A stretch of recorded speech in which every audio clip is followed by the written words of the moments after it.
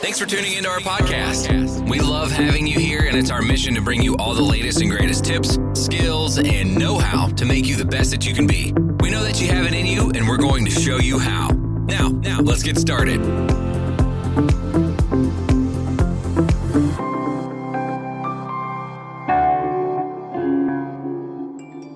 Thank you for tuning in today. You are now listening to That Will Never Work Podcast with your host, Maurice Chisholm. Hello, everyone. Thank you very much for tuning in today. I appreciate you tuning in today. As you well know, that we have been going over, or we're starting a series on resumes. And that's based off of my experiences recently with me attending school again and just understanding the importance of revisiting what you have accomplished, and are you really prepared to move forward within your career, within your industry, and so have you revisited that most recently? So for myself, I had not, and I was not going to until I had gone back to school. So in this, in this session, or these series, if you will, like I said, we're going to go back to some of the basics of going back to resume building and things like that. I talked about creating a resume that is scannable, one that will be seen, possibly, right? Understanding that the purpose of the resume is to get an interview. They're really only looking at it to 5 to 6 seconds as far as individuals are going when they look at your information. And only about 60 to 75% of resumes are actually being seen based off of automations, right? Now, let's say you finally get your resume seen by an individual. Now, Maurice, what type of resume should I use because of my experience? So as we're trying to revisit this, one of the most commonly used resumes, if you will, as far as a format goes, will be a chronological resume, right? Most of us know about that.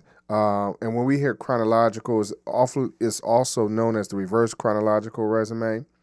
And it lists most of your recent to least recent work experiences in that order. So your professional experiences from most recent to least recent. And in that, it also, this type of format is used with when your career does not have any, or your work experiences do not have too many gaps within it. Because then with that, sometimes it might be more beneficial for you to use a functional or a what's the other one called? I can't remember. I just drew a blank. But it's, you can use a functional or a combination resume. We'll talk about that a little later on. So with this, as you are writing your resume and you're putting together your information, it's good for you to understand, again, the purpose is for you to get the interview. And as you're writing this, what you would like to do, you can create a format based off of whether or not you have limited experiences or, significant experiences, right? Also, keep in mind the other format of this resume when you are trying not to make it look so pretty and ornate and difficult fonts and things like that. You just want to make sure that people can clearly read what you have done and what you have completed. One of the keys to with these resumes, that if you as you're writing your resume, please be sure to include your name and your contact information.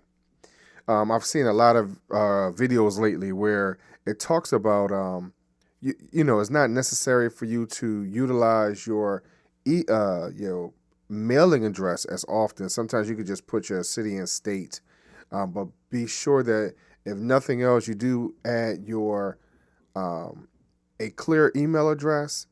And one of the things that we did talk about, not necessarily in class, but with some other colleagues and people that are in HR, create an email address that does not say something derogatory or an abbreviation. Use something that is a little more professional looking, if you will, for your email address. So I understand it's personal, but please be sure to include your name, your telephone number, and your email address. But your mailing address is not, it's always optional. Most of the time it's optional in this situation. And depending on your industry and what you're looking for and going for, you can include some links to some of your portfolios or projects and things like that, especially for those that are in school. They may want to include some of those type of things within this name and contact information place, right? Also, you would like to include your summary or your objective. And please understand that this describes your most valued and short-term goals. A lot of times we don't understand what our real goals are and what our objectives are. So let's be clear and concise on that as you move forward with you writing your resume. Please be sure to include in your educational section that you are including information that's really relevant, and that is the truth. I've seen way too many people talk about that they have not included their information correctly with their education. It is too easy right now for you to be caught up in a place that is not real, and you don't know who has attended your school. You don't know who can verify your information. And once that information catches up to you, it may not be the wisest choice. That may not have been the wisest choice for you to have done. Please be honest with your educational level. It'll go a long way. It will be greatly, greatly appreciated. Within your professional experience, one of the things that I had to learn as far as this type of content is concerned is the importance of using action words for your bullets. For you not to use, first person words such as I, me, my, things like that. And also the importance of adding information that is quantifiable, meaning I was able to serve 20 clients at a time per quarter, or I raised sales by 50%. Whatever it is, something that has some numbers to it, that helps to build your resume. And also, and especially if you know that it helps to build your resume, but it also shows that you are that type of individual that will be an asset to any organization. Also, try to avoid anything that references where you are in life, kids, marriage, things like that. One of the things that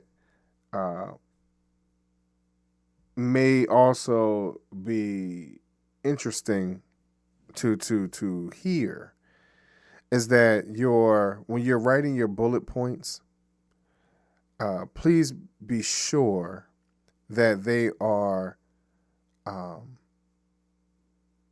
understandable, meaning not using jargon, mixed verb tenses, things like that. That's the key to building this resume, and for it to be concise and straightforward. When you're listing your skills, really try to highlight your most relevant competencies. And the skill and abilities can include both hard, which are your technical skills, and your soft, which is your interpersonal skills. One of the things that you can do, if you need an example of any of these type of things, you can always go to Indeed.com. They have some great information on career advice and things like that. You can also go to Microsoft or templates.office.com to find templates about your resume, or a chronological resume and how to build it. One of the key other things that for my time that of doing resumes, and some of you can relate, where we would add references as needed at the very bottom. That is no longer needed. If they need references, they'll get the information, right? Please don't add a picture to your resume, and just be sure that it is reviewed by yourself or someone that you trust after you have done. Please, please, please review it.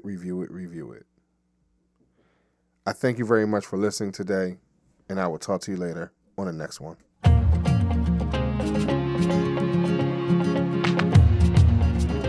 Loved what you've heard on this week's episode? Well, the answer is simple. It would mean the world to us if you could head over to iTunes and leave us a 5-star review and feedback. Spreading the word really is the best way to grow our podcast and achieve even greater things. Thank you.